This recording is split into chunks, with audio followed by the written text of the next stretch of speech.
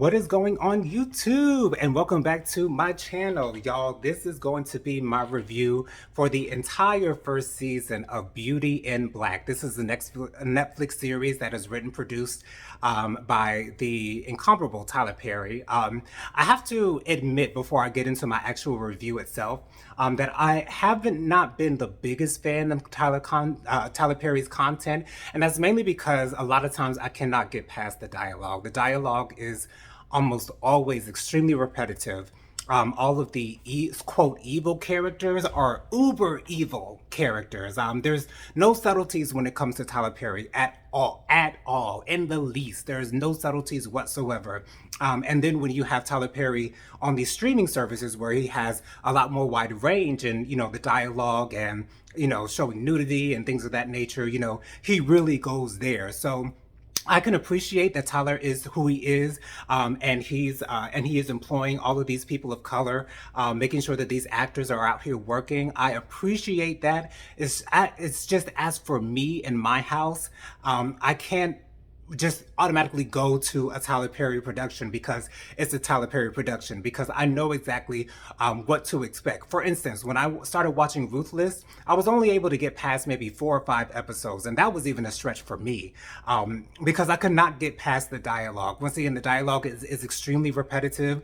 When someone is being domineering over another, they always need confirmation that the subordinate is in line with whatever it is the domineering one wants to have happen. It's just annoying to me. It's really annoying to me. But my loctician, who does my beautiful hair, he's the one that actually encouraged me to watch this show. And when he initially told me about it, he said it was a gay show. And I'm down for anything that's gay. If it's gay, I want to watch it because I always love to see gay romance. That's probably my favorite genre of anything to me. I love to see the beginning, middle, and end. I love to see my favorite part of gay romance. Rather is seeing how the two meet and how their relationship kind of builds from there. But anyways, let's get into Beauty in Black. So Beauty in Black is concerning a very well-known hair beauty product called Beauty in Black. It is run by by this family that is Horace is the main man who is over this particular company. Mallory, who is his daughter-in-law, she seems to be the face of the company. She's married to a man by the name of Roy.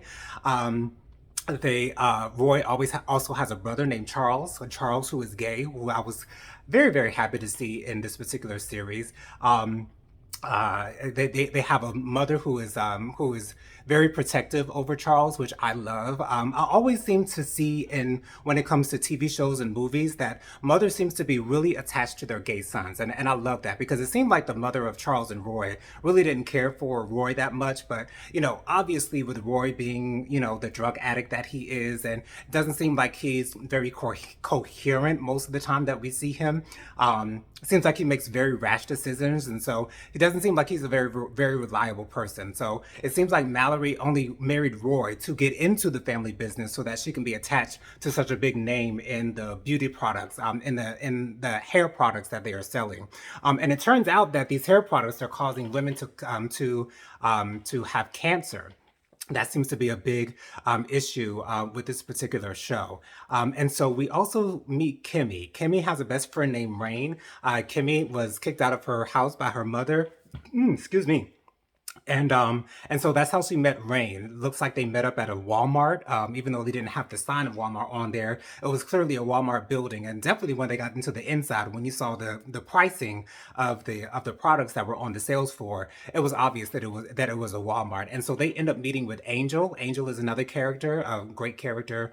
I won't say a great character in this show, but another character in this show who seems to be on the gay for pay spectrum. Those who identify as heterosexual, but will do something strange for a piece of change, as James Caldwell said in his particular review of this show. But to be honest, my main issue, and this is going to be a review over the entire first season, because to be honest, for me, it seemed like every single episode we were going around in circles. By the end of the series, nothing was resolved at all. Now, they did show a preview of what would be a second season, but there was no resolution whatsoever. Kimmy was not in a better place at the end of the day. Body, who is one of the bottom bitchs in the show, she kidnapped Kimmy's little sister. So apparently she's going to have Kimmy's little sister working for her. I loved that we got T.S. Madison in this particular series. She was the pumping the girls with the illegal silicone injections, and that's the main story that happened with Rain. And that was, to me, a little overdone. Once again, when it comes to subtleties, it seems like Tyler Perry doesn't know the definition of subtlety. He doesn't know how to be subtle in his movies. He's always got to go balls to the wall. We're going all out with every single thing that we do. And so it was also interesting to see Richard Lawson playing Horace's brother in this particular series. And I say that because I'd never heard the man curse before, and so he really leaned into his role. And Debbie Harry, who plays Roy and Charles's mother, I thought she did a great job with this as well. I do also want to say that I was extremely happy. And when I say extremely happy, I mean extremely happy to see Terrell Carter in this series playing a gay character. For those of you who aren't familiar, Terrell Carter was known for being in quite a few of Tyler Perry's plays back in the day when Tyler Perry was first putting his plays out there.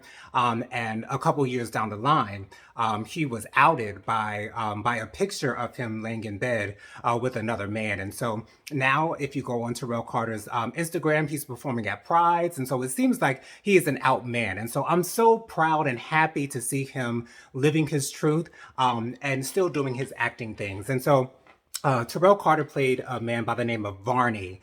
Now, I'm not sure where this name came from. This sounds like a very different type of name. But anyways, I loved the interaction between Charles and Varney. I wish we could have explored that so much more, because it seems like their dynamic was interesting because Charles was a little bit of a hoe.